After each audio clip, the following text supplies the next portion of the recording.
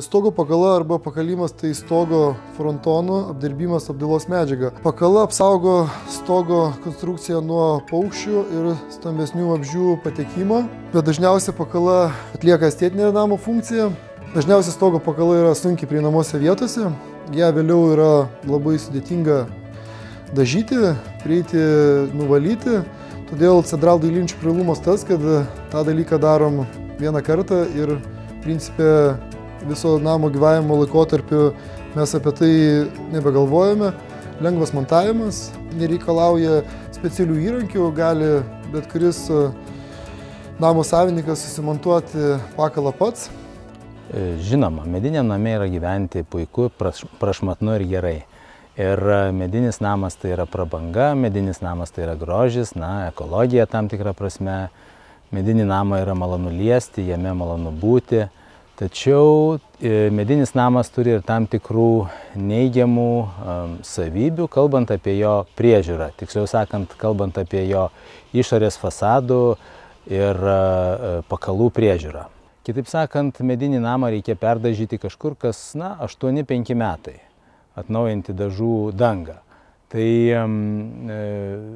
jeigu namas yra vieno aukšto, visiškai nedidelis, tarkime iki 3–3,5 metro, tai kaip ir nėra didelės problemos lyg ir. Jeigu žmogus turi potraukį namų darbams, po darbų mosuoti teptuku arba taip leisti atostogas, tai yra labai puiku ir smagu.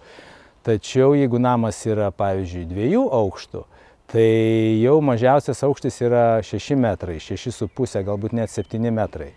Ir jeigu to namo pakala yra, pavyzdžiui, metras arba 1,20 m, kaip šio namo, tai pakalą perdažyti arba perdažyti fasadą viršutinėme aukšte, antrajame, jau yra iš tikrųjų nelengva.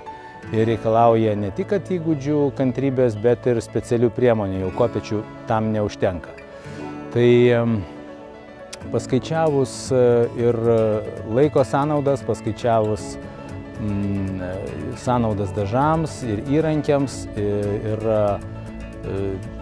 priėjau prie išvados, kad visgi tikriausiai būtų buvę žymiai geriau, jeigu ir racionaliau, jeigu namo statybos metu būčiau visgi nesirinkęs medinio fasado, o rinkęsis, pavyzdžiui, cementinės plokštės, žinoma, homogeniškai dažytas, kurių priežiūra yra žymiai lengvesnė ir patogesnė.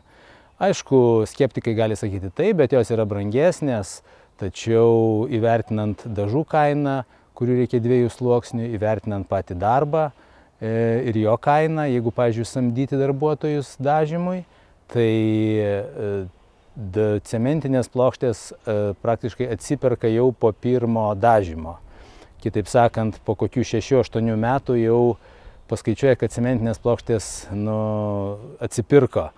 Nekalbant apie tolimesnę eksploataciją, vis tiek dažyti reikia, kaip minėjau, kas 6–8 metai jau būtinai.